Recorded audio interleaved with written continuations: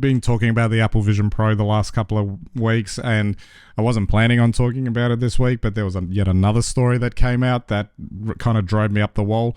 It started with a story in The Verge where basically the headline was people are already returning all their Apple Vision Pros, and I read into it, and even the article itself irritated me. I do like The Verge most of the time, but this particular article was basically saying that people were specifically buying the Vision Pro so they could then a week later put up a post that says, I'm already returning it, get a lot of views from it, and then they return it.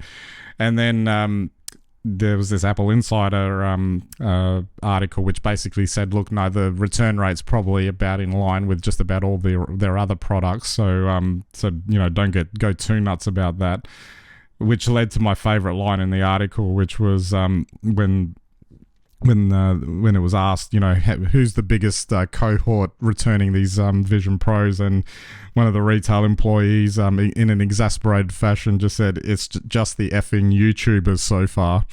And that just put the icing on the cake, like the button at the end of that whole cycle in the story, because I've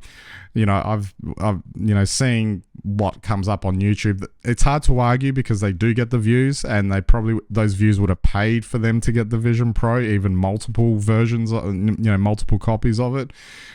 Something's all just very wrong with all of that, from top to bottom.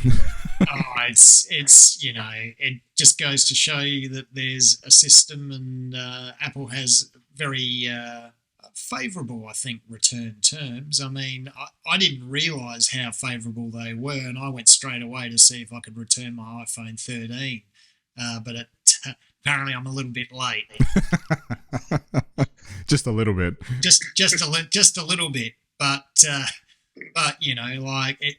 it is interesting. You think that this sort of thing, though, has been seen, across all sorts of sectors. I mean, it used to be fashion that people would buy on a Friday, take out for the weekend, and return on Monday. So, yeah, once it had been worn once or twice, and I think, even if you go to some of the larger hardware stores, they have policies that aren't that dissimilar to Apple's, where people can come in, buy equipment, and take it back. I mean, I think a lot of the time, especially with expensive products, as Vision Pro is, people want to get their hands on it, whether they're YouTubers or anyone else. And, you might find yourself after 48 hours sitting there going, it was great, but I can't see what I'm going to use this for next week or the week after or any week after that. You take it back. And absolutely, that's not to say there aren't legitimate returns. Like been reading about people returning them when they didn't realise it actually gave them motion sickness because of the particular physiological response.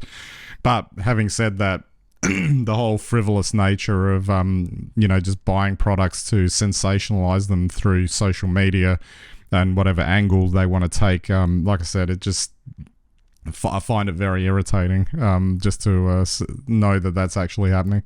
Well, you might want to try out some of the products, or, but at the end of the day, if there's no other products than other YouTubers on there that you can see with your Vision Pro, I'd take mine back as well. The other thing I'd have to question is who's dropping $3,500 on one of these headsets and then returning them after 48 hours, and then because they've realized it's not for them.